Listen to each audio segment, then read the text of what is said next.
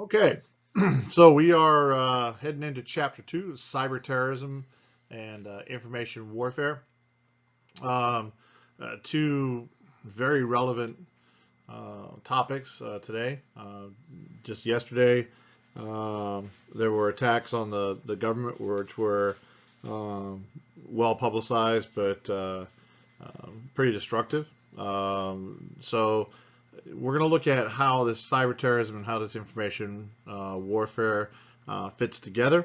We're going to see if there's any difference between digital terrorism and cyber terrorism. We're going to talk about the different perspectives that people come from when talking about terrorism and information warfare. All right. So during this discussion, we're going to define the concepts of cybercrime, cyber terrorism, information warfare. We talked about cybercrime in the first lecture quite a bit. We talked about computer crime quite a bit. We're looking at 4 categories of attacks that encompass cyber terrorism and information warfare.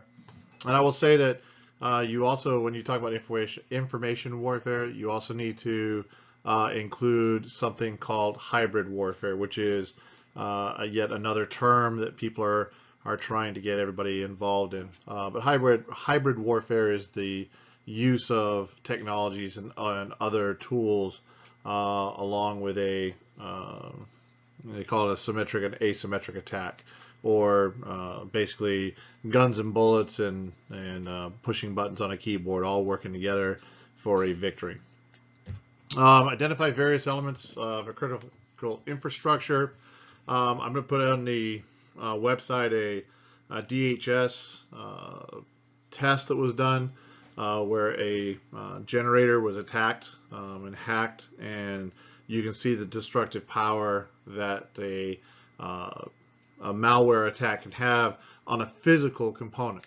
Okay, and so if you haven't done it, so take an opportunity to look at that video. It's online for you. It's a very short video, but it's pretty dramatic. Define and describe the information attack. Describe some of the tactics used in cyberspace to share, promote terrorist ideologies. We're going to talk about steganography, and we're going to talk about cryptography and how they apply into the cyber terrorism world, how they're used. We're also going to look at the Russian and Chinese perspective and how terrorist groups like Al Qaeda and folks have used technology to their benefit. So, think about the internet. If you have the internet, you basically have an equal footing in the technology combat world. If I have a computer and a LAN or a computer and a network cable, and you have a computer and a network cable, we both have the same ability to attack one another. So we call it a leveling tool. This is a combat leveling tool, or a battlefield leveler, where it gives every opponent on the playing field an equal footing. And technology allows us to do that. So if you have a Navy that has 1,000 ships and I have a Navy that has a rowboat, but we both have technology and your technology infrastructure is vulnerable, well, I have a multiplier on my side because I can attack you through the technology instead of worrying about doing ground attacks, especially in our very internet rich or feature enhanced lives we live, social media, banking, etc. And just take for a second and think about it. What don't you do with computers today? When you get up in the morning, I'm sure you check your mail, Facebook, text messages, I'm sure you look at a screen first thing when you get up, whether it's a social media screen or an email screen. It could be a TV screen. You're looking at something that's providing information or communication to you quickly, where in the past you didn't have that automatic kind of on switch in the morning. Combat in the technology world or terrorism in combat world is going to take place against businesses, because businesses, that's where the money's at.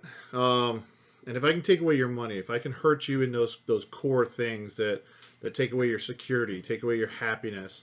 When you look at Maslow's theories, if I'm secure and I'm eating and I'm not worried about threats from political powers or from oppressive governments, etc., then I can have other traits that come about, which are happiness and some other intellectual things that I'm allowed to have within that environment. But if I can take the internet away from you and I can cause those core traits to be attacked, your feeling of security, your belief in systems, your belief in government, things such as that. If I can cause harm there, then I can turn the population very quickly against itself, or I can turn the population against the government. And that's something that we see on TV and we see in the media quite a bit. Most people don't realize the risk and jeopardy they're in when they are using technology. People turn on Bluetooth without taking any consideration of the threats of Bluetooth. They'll turn on their Wi-Fi, leave their house Wi-Fi turned on, broadcasting in the open. People don't understand risk, especially at the personal level. And then they bring that level of maturity or technological maturity to work. And when they do that, that causes you an issue, because now you have people that are applying their home kind of use and access, and they're applying that in the corporate environment. And that can be a huge problem for you. You may have someone, they call them the Luddites, people that don't understand the technology and don't want to understand the technology. They just want to get something done. They just want an email sent. They don't want to know how to send email, but they just want to get an email sent. Those are the people that you're really worrying about. And these all feed into the cyber terrorists. In information warfare or cyber terrorism, like it says, these are broad concepts. When you talk about information warfare, weaponizing social media, I'm sure you've heard someone say social media is being weaponized, and it is. My phone calls have been weaponized to a certain extent. I no longer answer my phone because I'm so sick of telemarketers calling me that I would rather not answer the phone and then see if a message gets left and then respond to that person by returning their call. Or if they're not in my contact records and I know who they are, then I'm going to avoid the call. And that's a problem, because they've taken away something. It's almost like a denial of service for my phone in a way, because I personally don't want to deal with people. It's information warfare. It's a methodology. It's a mindset. And information is the critical piece that's in our infrastructure. When you talk about everything that's going on, when you look at a website, you're looking at information. When you check your bank balance, that's information. When you Google something, that is information. When you get on Facebook and you're presented the feed that I want you to see, there's a very good video where a doctor, I forget his name, but it was a TED Talk, and he was saying, if you look at my Yahoo News feed, what does it say? Or if you look at Yahoo News right now, we both go on online, what does my news feed say? And the point is you won't know, because your news feed is going to be completely different to my news feed, because they're going to serve up things to you that they won't serve up to me. And that's information warfare. Cyber terrorism links to that. I can use information warfare and weaponize that and turn that into something that can really defeat a population. In Desert Storm and Desert Shield, it was very common for families of service members to receive emails from so-called human rights groups showing mass casualty events, lots of children that were in a bombing, etc. And the tag was, your son was a part of this attack, your daughter was a part of this attack that killed all these people. And what they're doing is they're using information to tear apart the family dynamic. And if the family dynamic breaks down and a lot of people's families become oppositional, that can cause drama. Now that that kid that's over in combat's no longer thinking about what he's supposed to be doing. Instead, he's dwelling on what's going on at home and why there's controversy and why don't his parents agree with him, and he may react differently, and that can be a huge issue for us. And then it says at the bottom, cyber terrorism is a component of information warfare, which we've already talked about. But information warfare is not necessarily cyber terrorism. Information warfare does not have to be ideological. It can be ideological. It can be idiot logical sometimes, where people are just putting out stupid things for stupid reasons. You may not like somebody, so you post up something to make other people not like that person. I'm not trying to cause a terrorist. I'm not trying to cause fear in the population. I'm just mad at somebody, so I'm getting back at them using information warfare. So they're very closely attached, but they are very separate. When the social media took over and chickenpox vaccines were claimed to be a government conspiracy, even though the academic, the professors and universities all came out saying, no, this is a legitimate vaccine. Nobody cared because social media said, nope, it's a government conspiracy. And there were a lot of people that bought into the government conspiracy and did not get treatment for their children, which then had a negative effect because chickenpox came back, measles came back, things that we haven't seen in many, many years that had thought to be eradicated have come back because of the lack of understanding of what vaccinations do and the lack of trust in the academics that do the work to prove that things are correct. So when we're talking about information warfare, we're talking about things that gain an advantage over someone else. So psychological operations, we've already talked about that quite a bit. Electronic warfare, surveillance basically. How do I cause a thing to look like something else? The Israelis used that when they attacked the oil fields in Iran. They took down the air defense system through a malicious hack, which basically opened up a small opening in the radar screen on the Iranian Defense Force, and the jets were allowed to go down that corridor, do their delivery of weaponry, and then leave. Military deceptions. How many troops are actually coming at us? I saw a thing the other day. It showed a whole line of trucks, U.S. trucks and tanks, and they were heading to the Russian border because we were about to invade Russia. Well, what they did is they took the same photo and they just cropped it several different times and showed different shots of the same trucks from different angles, so it made it look like there were many more. We used the same thing when we were getting ready to go into Iraq. We would take one jet and we would put 60 other jets out there with it, and we would show this massive Air Force coming at the Iraq defenses.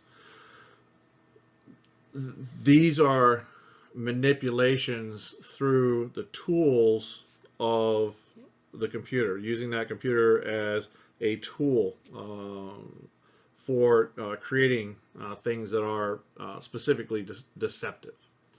Physical destruction, things such as the centrifuges that were blown up or destroyed by the Stuxnet virus, for example, dams that have been attacked, traffic lights that have been taken over. An emergency room was hacked, and 32 people were temporarily without emergency room services because of somebody messing around with the computer systems, which, when the prosecution went in, the British government prosecuted, they prosecuted for 32 counts of attempted murder, which was a legitimate claim because the emergency room required the equipment that was being used.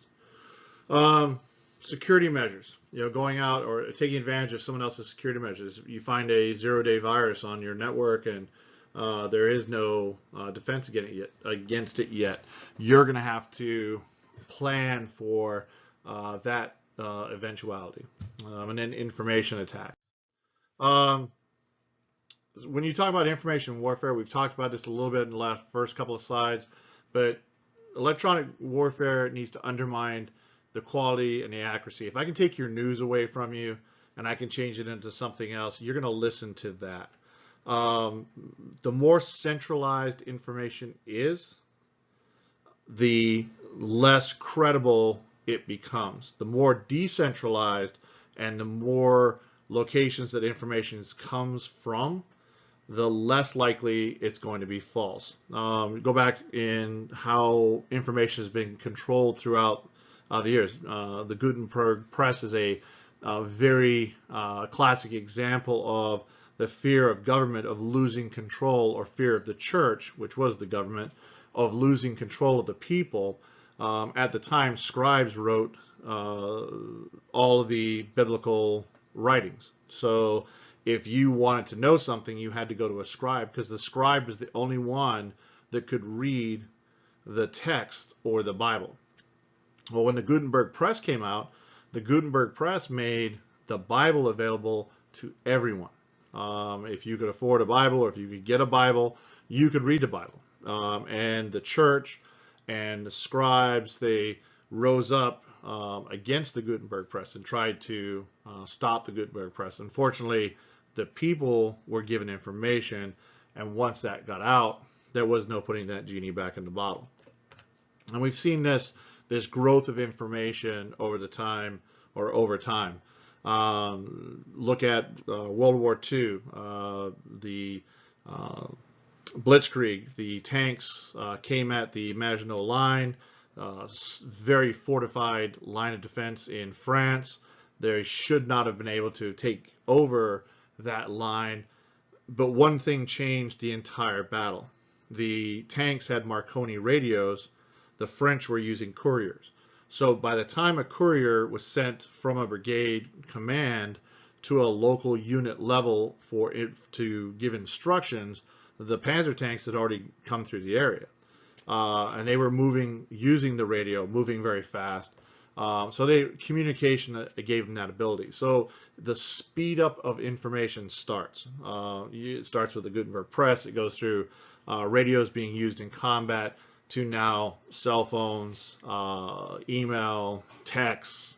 And if any of you remember phone calls, all these things are coming out. But with that, a physical nature changes, and we'll talk about the physical nature change of how we communicate, and different mediums of communication, going from the spoken word to the written word, back to the written word, or back to the spoken word, and then back to the written word. And then information warfare is not limited to things that can be done on computers. It doesn't take much to create a frenzy around something that's not computer-based. Signage, statements, things such as that. Information warfare in the gossip groups, things like that can cause that kind of problem, or those kinds of problems. A lot of it's now generated through the social media, but it is what it is. Cyber terrorism or digital terrorism. The problem with creating a definitive, concrete cyber terrorism or digital terrorism moniker is there's already theory out there on terrorism, and terrorism is terrorism. Cyber terrorism is specifically premeditated, politically or ideological motivated attack or threat against computer information systems, computer programs, and data that can result in violence against civilian targets. Now, if you just replace that out and you took out the word computer and you put back things like newspapers, telephone systems, people, you would have terrorism, or the definition of terrorism. So it's cyber terrorism. It's an attempt. It's a sub event of terrorism, using cyber as a mechanism or a means to create terror. So terrorism would be the overarching. Cyber terrorism would be one of them. Eco terrorism would be another one. You have these subfields within the world of terrorism, and because cyber terrorism is information is already kind of covered in propaganda and some of the other things we talk about. The defining something new is hard, and that's where they're really running into the problem. It's absolutely terrorism, don't get me wrong, but it has to be defined a little bit more concretely if it's going to be a science or stand on its own. Cybercrime and digital crime, as we talked about, what's the difference? A crime is a crime. If you use the Carter's gauge, and you have the one of the categories that is used by Carter's definition, well, then you have a computer crime. But that computer crime could also just be a crime, fraud, child pornography, any of those types of things. The biggest thing about cyber is a communication methodology. It's me using a tool to send messages back and forth across a network to coerce, lead, or change someone to do something that I need them to do so I can use their information against them, or deny them the ability to get to their things like social media. I mean, if you think about terrorism, you think about digital crime, things like that. If I took away your social media, if I took Facebook down today for 8 hours, people would lose their minds. It's just become such a fabric, or a part of our fabric. Take Twitter down for a day. The conspiracy theories, the craziness that would come up from all different types of organizations would be insane. And that ripple, or that wave, would run for many, many weeks across all of the pundit channels.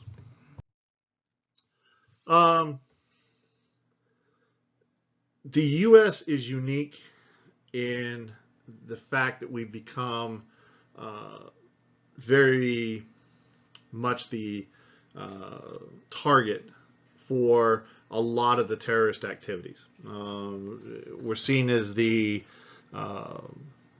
kind of the big kid on the block, the big bully. We're seen as ethical in some places and completely unethical in other places. We're a capitalist society, so we're money bound, where religion and other things are not important. And these are very much against the ideologies of the Islamic groups, Middle Eastern, even in Israel, which is a very capitalist environment. There's a lot of divide between how much wealth the U.S. has and what we do with our wealth. Iran's, we are kind of the cop on the block.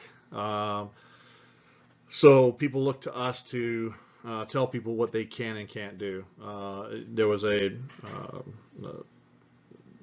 pretty well given speech in the UN recently, says that the U.S. is one of the countries that can say, no, you should not have nuclear weapons, when we're the only ones that have ever used nuclear weapons. So they look at us as hypocrites, but we are still looked upon to be the cops. So being the world cops, we do things like Stuxnet and other things to regulate the world, to keep the world in check. Well, when you do that, you make yourself a a target, when we make all of our infrastructure a huge target. Stuxnet, we talked about this a little bit, and it was our attempt at a overt cyber warfare attempt. We weren't trying to do cyber terrorism. It was actually a cyber warfare. It was an attack that would cause physical damage on a device in another country. So it was an actual attack by the U.S. It was put out during the Obama years, and one of some of the code that was found in there were dates that gave away the Stuxnet. And the reason they found out it was us is there were dates inside of the code that pretty much met up with key points that the president would have to make decisions, dates of liability for the tool being used, the election date, the worm had to end on a certain date because the next president had to keep it going. So there were certain indicators in there that it was a U.S. Tool, and this was found by cyber or network engineers in Europe, and they were able to go through and look at this code, and they were able to identify those key components within the code. And then Flame was a retaliatory program that was used. Flame was actually used to take down all of the Saudi oil networks, and that was more of a retaliation for the Stuxnet virus. We took down their centrifuges, and they destroyed the oil pipelines for several weeks, destroying the software that ran the pumps and caused just a lot of grief in the oil industry. So our information infrastructure, it's composed of basically 5 essential components. The first one is the communication network, the equipment used for provisioning of information, routers, switches, hubs, information resources, applications, people. These are all components that make up these 5 essential components. And these all working together are things that you, as future cyber network engineers, or going off and doing some type of cyber work, you're going to have to deal with. You're going to have to be involved. It may be a small company. I just spent time with a small company that had a relatively large loss, about $100,000, all because the people were able to get personal information that led them to be able to use bank accounts and create wire transfers. And they were able to siphon out quite a bit of money from this very small company. And we were asked to come in and consult. And at the bottom of the day, or at the end of the day, the bottom line is you basically gave the keys away because the people that were answering the emails and phones and other things weren't paying attention to what they were doing. Okay. So your job is going to be protecting all of this. It's the infrastructure in the U.S. it's like the golden crown. It's there. It's available. We're the biggest users of technology. So people know that our weakness is going to be our technology. If you want to get something from somebody, send them an email. There's a good likelihood that they are going to respond to that. I'm not sure how many times you've gotten notified that you have an uncle or an aunt that's a king or queen in some small country that you've never heard of, and they're going to send you several $1 million, but you've got to send them $40,000 first. We've seen that a lot, and those are those attacks. It's using the information on the network that provides an application like email that then the people will look at. So all these components come together to provide a very rich environment for cyber criminals. PPD-21 on critical infrastructure, security resilience, expanded the list of critical infrastructure sectors from 8 to 16. And you can see on the screen here, chemical, commercial, communications, critical, dams, defense, industrial bases, emergency, healthcare, public health information, nuclear reactors. All this stuff is a part of those things that we consider to be critical infrastructure. There has actually been a new push saying that critical infrastructure should include our social media, because social media has become such a important part of an American's life that the denial of social media could cause a national event. So people are looking at how do we protect that. Right now, the policy is it's not really the government's job to protect private industry. It's private industry's job to protect private industry, and that's why the cyber world is growing for engineers, network security people, you know, folks that have a background or an ability to help defend the infrastructure that a company either holds or owns or works on. You'll also notice that if you dig in, when I showed you that, or I told you to look at that video where the diesel engine is destroyed, the government wrote a paper, a very long paper. It's about 800 pages long, and in that paper they defined out all the other places that attacks like the one that they just tested on could actually be implemented. And not only that, they put charts and graphs and maps showing where these things were. And that was then released onto the internet. So basically what the government did is they did a test, proved that a hacker could hack into our most critical infrastructure, did a report, and then published it on the internet as a government document. No one thought that was a problem until somebody said, oh, wait a minute, and they went ahead and classified it. But the original document's still out there. You can find it. So if you dig around a little bit, you can find that document, and it's not classified, the one that's on the web, and you can read it.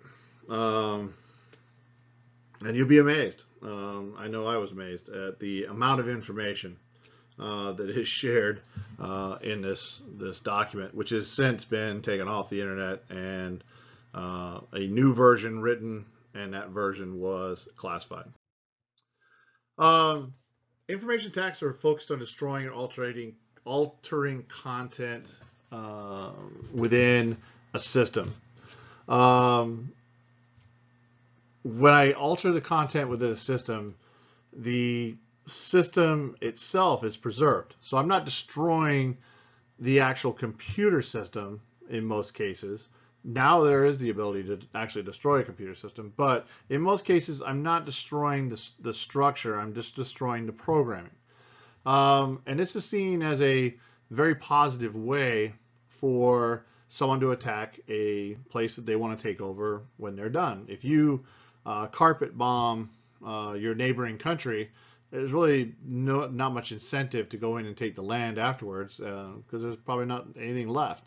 But if I can do the same kind of damage through cyber means, where I then can go in a more peaceful manner and take over the country, well, then what we have is a combat multiplier, something that allows me to become in as a more of a savior force to protect the people because their economy is gone or something such as that.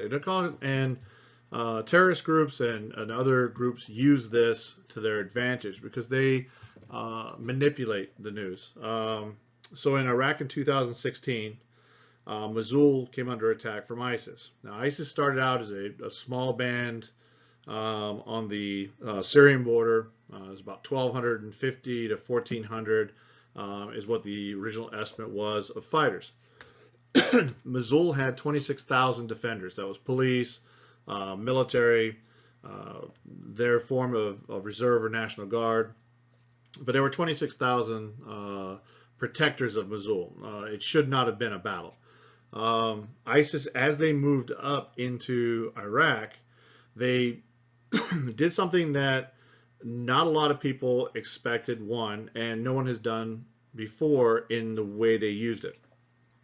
So what they did is they brought cell phone towers with them, and as they were moving through cities and as they were moving into new regions, what they would do is they would do horrible things to people, and then they would publicize it. They would put it on Twitter, they'd put it on Snapchat, they would put it on their social media pages to let people know just the horrific things that are going to happen once ISIS comes in and finally attacks. So Mosul started seeing this attrition. They started seeing the defense force dissipating. So by the time ISIS had made it to Mosul, the 26,000 had dropped to between 3,400 and 5,000 fighters that were left. And then it was a battle. And, you know, the motivated force, which ISIS was, you know, took the day. So what did everybody learn? Well, they learned that we could do the same thing, and we took Mosul back later on the next year. The Iraq military brought cell phone towers on the back of their trucks, and they sent signal into the town and said, hey, if you're tired of living under ISIS control, if you don't want to be a part of the ISIS regime, start sending us pictures of people in hidey holes or defensive positions or where our enemies are, and you know, we'll come in and save you. And they did. The tip lines blew up, the text blew up, the WhatsApp and Snapchat and Twitter all lit up, and the Iraq army was able to go in and take back Mosul, basically because the citizenry had cell service, and they took pictures and they posted them up on the web. India and Pakistan, this war has been going on for years. Now they've moved it into the cyber realm. An attack in Mumbai was coordinated through the internet, through phones, and they linked that back to Pakistan. So India and Pakistan are really well known for using the technology against one another. Website defacements and currency exchange control, things such as that go on pretty routinely. The White House, FBI websites, DHS and ICE right now are all under attack, for different reasons from different groups. But they're all ideological, and that's the difference. No one's trying to make money. The Pakistan Indians, they hate each other, and it's ideological. The people that don't like the current administration, they're ideological. They hate the administration. People that love the administration look at the other side as being just stupid and don't understand what's going on, and they're ideological. So everybody is ideological.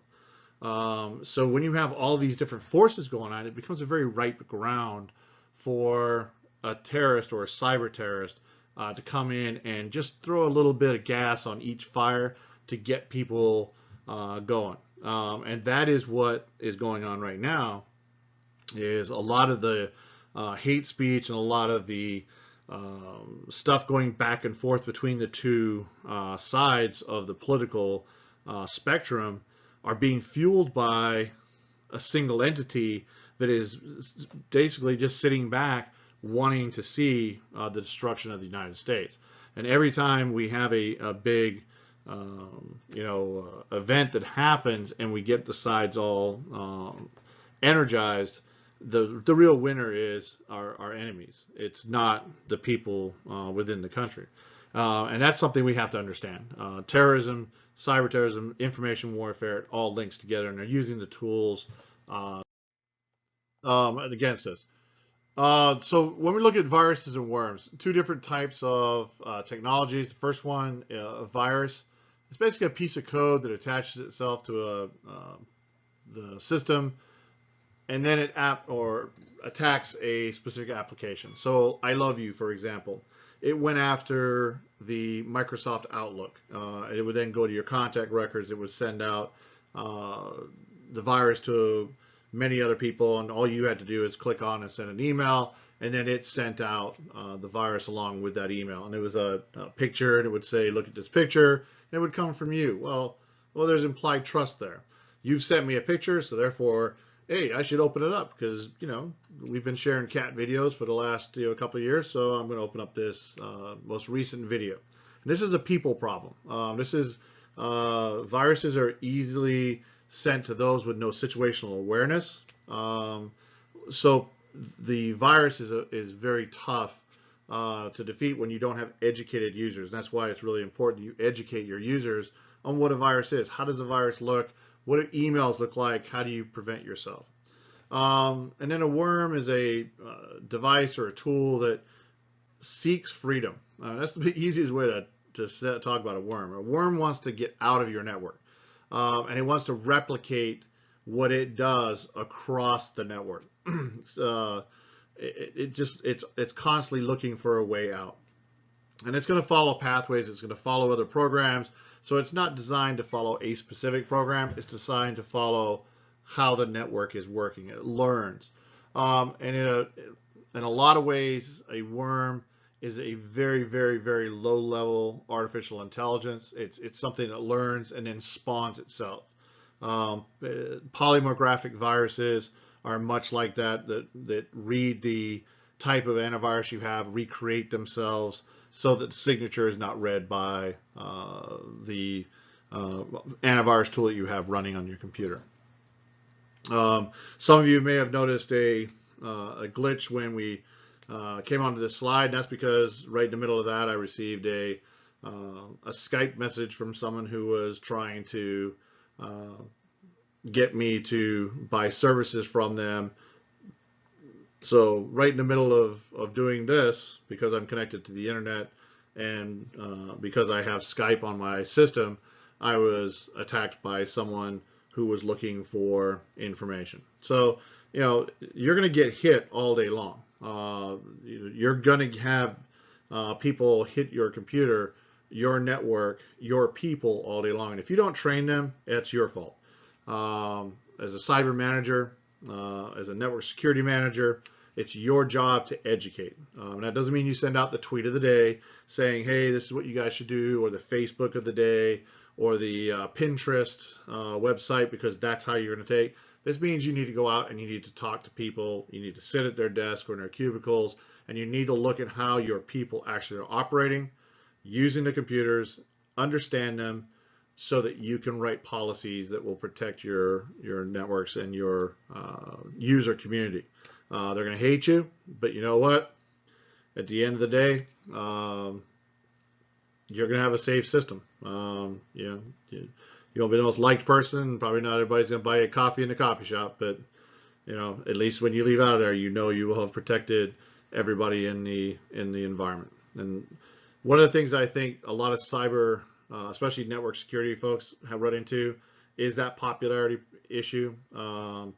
They spend too much time worrying about people looking at them as anti-social, because they're always looking to take away things. Well, you're not taking away anything. You're protecting and hardening your network. Is not taking away anything. It's actually providing them something, and I'll explain why. My company, we have a individual that works for us, not situationally aware on the networks. He routinely answered emails that were classic phishing. And one of those emails turned into be a virus. He sent it out to all of our government clients, and we were blacklisted by email on all these websites. This was 3 years ago. Yesterday, in conversation with everybody, it was brought up that he's not receiving email from certain clients and customers anymore because they are still blocking him 3 years later, because he's been on a blacklist. And once you get on that blacklist, it spawns out, and it absolutely is a nightmare to get your people off that list. So if you're a company and your CEO comes to you and says, "How did this happen?" Well, if you haven't been doing training and if you haven't been doing those things to prevent and defend, you've just been worried about the network and just what the network does, and you don't care about the people. You're going to have to answer that question. Well, I didn't do my job. Your job is to educate the people about the threats that are on the network. So make sure you keep that in mind. You're doing a service. You're not doing a disservice, and you're not taking things away from people. You're actually hardening the network. It's tough love, but it keeps people safe. Kind of like don't touch the stove because you're going to burn your fingers. Well, that's what you're talking about. All right. So DDoS attack, denial of service attack. This is a very simple one. Imagine a single door on the front of a department store. So what I do is I watch people going through the front door of that department store, and then I want to cause harm to that department store. I want to prevent that department store from anybody going into that department store with legitimate use. So what I do is I hire 1,000 people to stand in line and go through that single door. So that person that shows up with legitimate use of that site goes, well, I can't get in, and they're denied service to that store. And that basically is what happens on the routers. You have so many people that are hitting the router at the exact same time. The router can't handle all the traffic, and basically it preserves itself. It shuts itself down. From this flooding of connection requests. In 2016, DIN was actually, which is the level 1 DNS provider in the world. And imagine a global phone book. Well, DIN's kind of like the global phone book. So imagine I took away the global phone book, so nobody knew who John Smith was because you no longer had a phone number or the IP address to the computer. And that's basically what DNS does. It gives you a name, www, whatever, to an IP address, which is the server that you can find that resource. That's what DNS does. So if I take away that service from you, you're not going anywhere. And what you get on your screen is, unable to connect, 404 error, some other,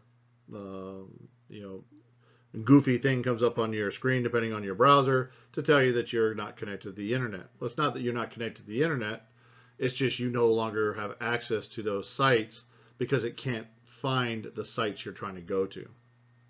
2006, Saddam, or before that, Saddam Hussein, back in 2001, sorry, Saddam Hussein said the Achilles heel of the Americans is their technology. If you attack their technology, you'll take away their ability to fight. And he was absolutely correct. 2006, there was an electronic jihad. It's still going on today. You can still find magazine articles and other things that are produced by ISIS that are professionally done that will tell people how to destroy your network. So you have this adversarial group of ideological people that are bent on taking your network offline. If your network is a weak network, you're going to be attacked. If your network is a strong network and you have a lot of protection, you're not going to have to worry about people attacking you as much because it's not a target or an easy target. I'm going to go for the easy targets first. Now, if you have something I really want, or if you have some connection that gets me somewhere I really want to go, well, then you're going to be attacked. But you should know that, and you should know that you can protect that network. The largest hack of personal identification information from the clearances database, which is anybody that's ever had a security clearance in the military or any government job, was done through a node that really had nothing to do with that organization. It was done through a third or fourth level provider that allowed access, then they allowed access, and once they got in, they were in. Nobody put those connections together. No one ever sat down and mapped the network out and said, well, what is this, why is this node out here and how do they connect to us? So they didn't do their job. And the network security engineer under interview said, I didn't do my job. So these are all things that are going to be your responsibility, protecting your network from these things such as denial of service attacks and other things. The weaker your network security, the greater chance that you're going to have an attack. Any intrusion on your network is a crime in the United States. If someone gets on your network, it's not their legal right to be on your network. They've intruded onto your computer, which is a federal crime. But you also have to have the protections in place to stop me from accidentally getting onto your network. If you have a hole or a flaw or something there, you're going to allow people to get into that network. The hacking group or group anonymous is classic for going out and doing intrusions. And a lot of times their stuff is just to see if they can. Notoriety, letting people know that they're not safe, mistrust of the network, things like that. That's something that Anonymous does. There's been a lot of work done by North Koreans. They are very good at hacking. There's been a lot of work done by the Chinese. They're very good at hacking. And we can't leave out our buddies, the Russians, APT 27, 29, and the Internet Research Agency are all cyber hacking, computer criminals / cyber terrorists.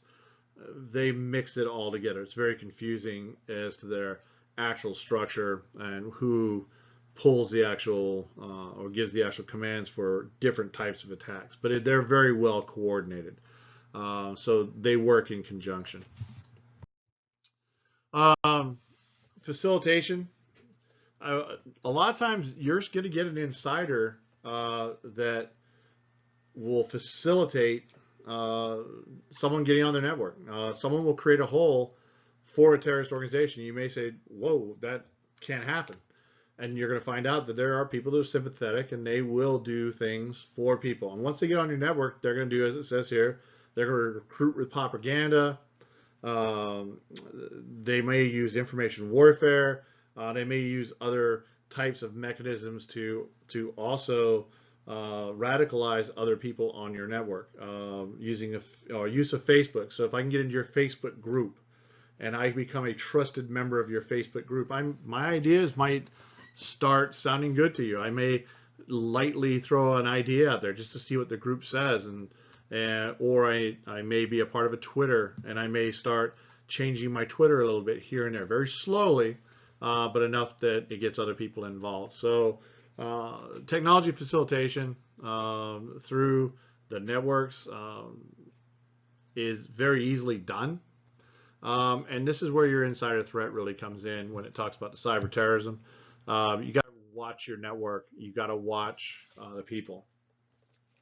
Technology allowed reduction of transmission, decentralizing their operations to guard them.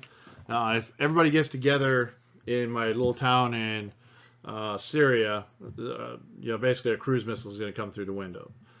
If I can go to Google groups and we can all be anonymous for a certain amount of time, we talk about our flower gardens and we have a flower meeting, and we all know that the code word for flower is IED or some other type of thing. Well, now I'm decentralizing my operations. I'm not putting anybody at risk, and we're using technology to allow for communication. A classic drop mechanism was to have access to a Gmail account. You would create an email, save it as a draft. I would read the draft, delete the draft. No mail has ever been sent, so there's no record. Nobody knows about the email. No filters are set off. So sending email by never sending email was a way of communication or conducting communication. Don't have to don't have to meet up anymore. We can do a WebEx. We can do a Teams meeting. We can do any one of the free conference technologies that allow us to do communication. And then we also can share more complex plans. So we may be able to devise a much more complex plan from crowdsourcing our group than we can from just our smaller group. That's been popular on Reddit, the Chan channels, 4chan, 8chan, those channels are all marketplaces for people expressing sometimes radical ideas. We can do flash mobs or smart mobs where you're coordinating people together. So as I'm watching TV and I got the CNN anchor and he's saying, "Oh, here you are," and look, there's 15 people over here. I can move the mob to where the cameras are so we can get on TV. So using the media as our disseminator of our message can be done by the use of technology, coordinating technology, moving groups, talking to groups, getting people to do those things that they typically wouldn't do if they weren't a part of this kind of group. You guys, I'm sure, have all seen on TV where people do the flash mob thing, where they all start dancing, or they all stand still, or different types of things. Again, getting people to do things that they may not do. That's that shepherding. That's me getting you used to taking commands, and I might change those commands just a little bit, and you may do something just a little bit more ideological, and I'm going to see how that floats in the group. And this is all that radicalization process. It's the same way we groom children in child pornography. The perpetrator grooms the child, makes the child want to be with that person, takes away their control, and you don't think people have that frailty, but they do. People will absolutely follow the leader. Data hiding, known as steganography. This is hiding files within files.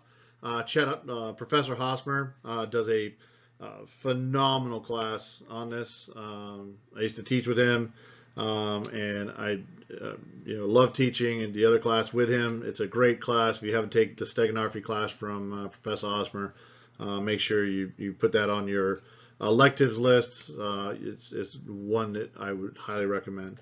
But basically, data hiding is hiding images within images. It creates kind of a secret communication where we both have to have the same tool to see the data that's inside the file that I'm hiding. So I could take a large picture, take a spreadsheet, hide the spreadsheet in the large picture, and then I can post that online. You download that. You use your free tool to basically carve out the spreadsheet from that file, and now you have the message. All right, cryptography. Cryptography is nothing new. It has been around back to the days where people were shaved, their heads were shaved, a message was typed on their head, tattooed on their head. I don't think they typed it back in the day. Tattooed the message on their head, let their hair grow back, and then they would send them across the enemy lines, and they would pass a message back and forth. Not the speediest of methods of communication, but effective. And you've seen the growth of cryptography become more and more complex. And now we have computers where computers are coming encrypted. Apple iPhones are encrypted. You've seen the FBI trying to get into Apple iPhones without success because of the encryption, things such as that. So encryption is a big thing for us. It's a tough challenge when you are having the argument about cryptography. Who owns the keys? Is it the responsibility of the private sector to give their keys to the government? Is that something we really want? So there's a lot of arguments go down, and we're actually going to have a conversation about this, or a discussion about this, as we go through the next few weeks. Propaganda and promotion, and we talked about this. The propaganda, it's information warfare, it's the recruitment, mobilization. I ISIS does a great job of making it look cool to be a terrorist.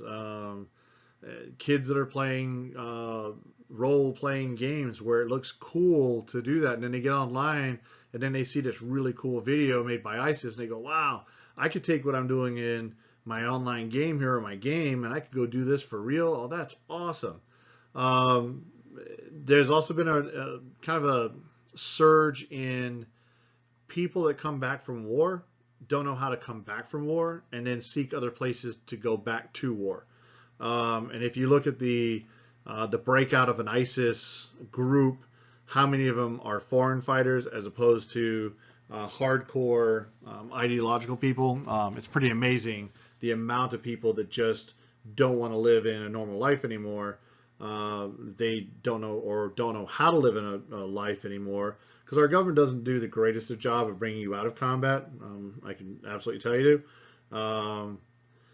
So some people, instead of dealing with normal life, go back to combat because it's easier and it makes sense to a lot of people.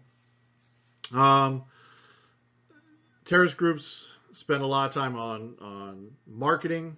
They spend a lot of time on promotion, emailing, all those types of things.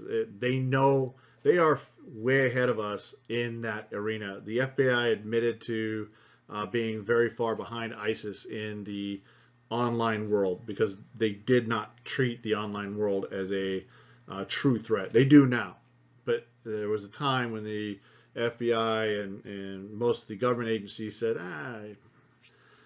internet's mildly interesting, but the real way to catch someone is to go back and do, the old J. Edgar way. We're going to go on street corners and look for those people. Well, they didn't exist anymore.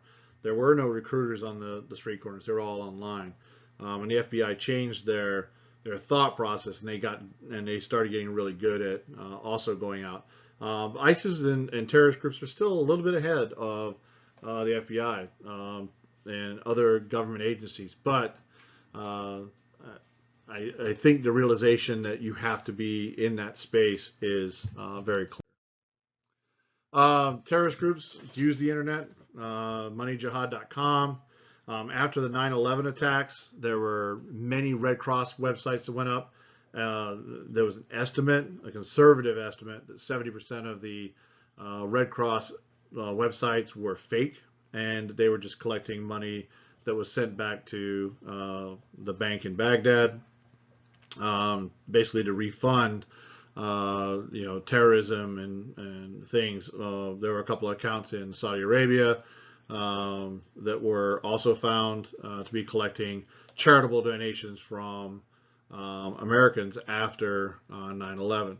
So understand that you may be making a donation, but if you don't know where that donation goes, you may actually be funding the very people that are attacking you, or they may be using a shadow group to collect money for one thing when all the money is going to something else. That's happened quite a bit. There's been a lot of crimes that have happened recently around some of the more tragic events. Paradise, California, a woman posed to be a lady that gave away her last $50 to a homeless man so he could buy a dinner. The homeless man took a picture of her, posted it on his website, and said this lady was so cool, and she ended up with a ton of money and donations that were sent to her, and the whole time it was just a big fraud. The two people knew each other, and they played on the hearts of minds of people. Kind of silly one I saw recently, which is not a crime. It's unique marketing. But a gentleman in Texas was holding a rabbit basically by the back of its neck, scruff its neck. He had a pistol, and the pistol was aimed at the rabbit, and he said, "If I don't receive $50,000, I'm going to kill the rabbit." And he received roughly $79,000, and we're hoping that the rabbit was set free. Not a crime to kill a rabbit in Texas, and not a crime to ask people for you not to kill a rabbit in Texas. So there's some fringe law now. There's some fringes of this financing stuff. How do you How do you regulate Bitcoin? How do you regulate those types of sites where someone is, obviously playing on the strings of people's emotions to receive money? And how do we validate that they're going to charitable organizations and not going to terrorist organizations?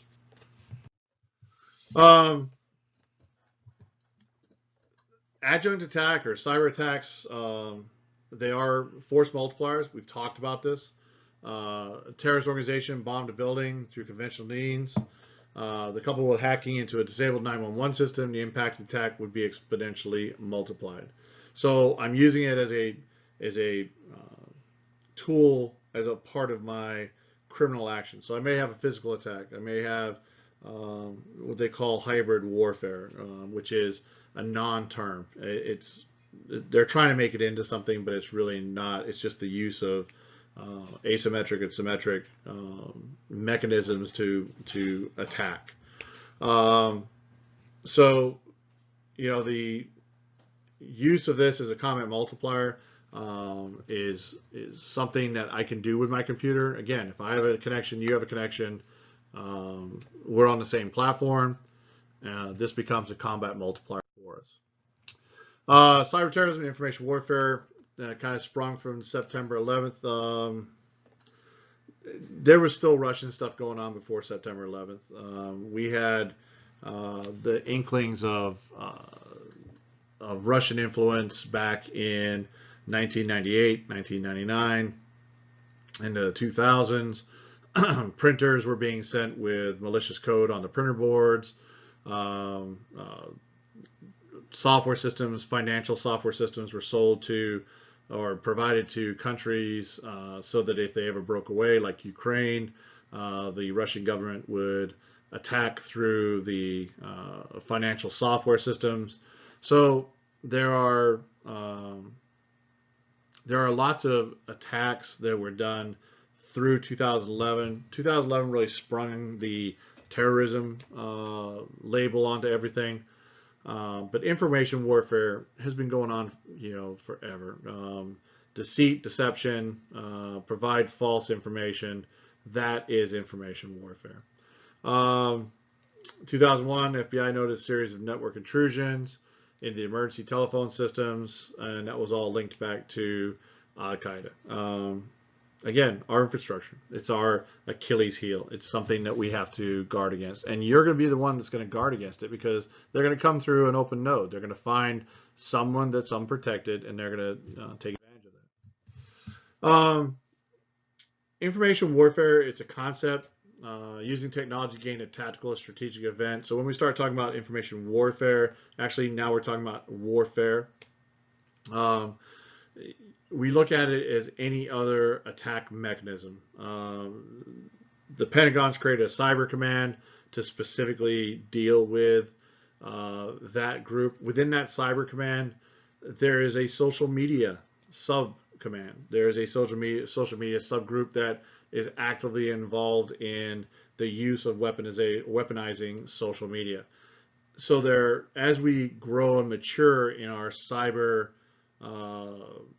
reality, we're going to look and see how nation states use computers to attack one another. The U.S. has limited use of overt cyber tactics, but those days I think are numbered. I think you're going to see in the next few years cyber warfare escalating with the use of the larger nation states going into open conflict with one another. It's kind of coming.